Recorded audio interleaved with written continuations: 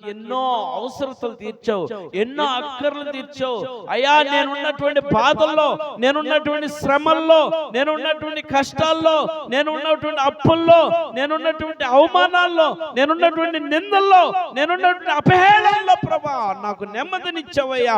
నన్ను సంతోషపరిచావు, నాకు సమాధానాన్ని ఇచ్చావు, నేను ఉండటానికి నాయన మంచి నివాసాన్ని ఇచ్చావు. నువ్వెన్నో నా పట్ల చేసావయ్యా. నేను మాత్రం నీకు కృతజ్ఞతలాగా లేకపోయానయ్యా, నన్ను క్షమించాయని అడుగు. నిజంగా నీ జీవితంలో దేవుడు నీకు చేసిన మేలులు కృతజ్ఞతలుగా నాకు చేశాడన్న వాళ్ళు నీ కుడి హస్తాలు పైకెత్తు. ప్రభు చూస్తున్నాడు, నేను చూడట్లేదో నా ప్రభు చూస్తున్నాడు. నువ్వు ఒప్పుకుంటే ఇంకా దేవుడు ఆనందించి నీకు ఇంకా కావాల్సిన దేవుడు ఇస్తాడు.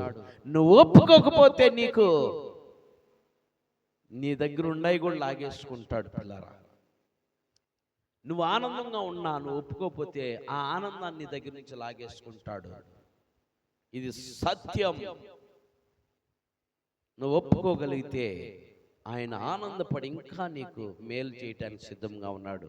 ప్రార్థన చేయబోతూ ఉన్నాను. ప్రభా, ఎంతమంది అయితే తీర్మానం చేసుకున్నారో ఈ వాక్యం ద్వారా నాతోనే మాట్లాడావు. నిజమే, నేను కృతజ్ఞతలాగా లేను, కృతజ్ఞతలాగా లేను అయ్యా. నాకు చేసిన మేలు నేను పొందుకొని పారిపోయానే కానీ ప్రభా నీ సన్నిధిలో ఉండలేకపోయానయ్యా. యాజకుడికి కలవలేకపోయానయ్యా, యాజకుడికి నైనా చెప్పుకోలేకపోయానయ్యా అని నీ బిడ్డలు తీర్మానం చేసుకున్నారు ప్రభా.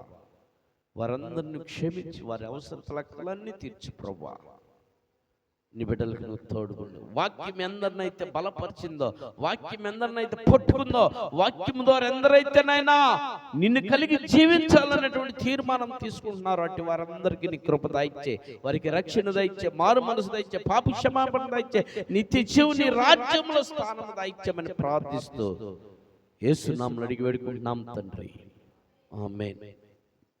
మంచిది. కృత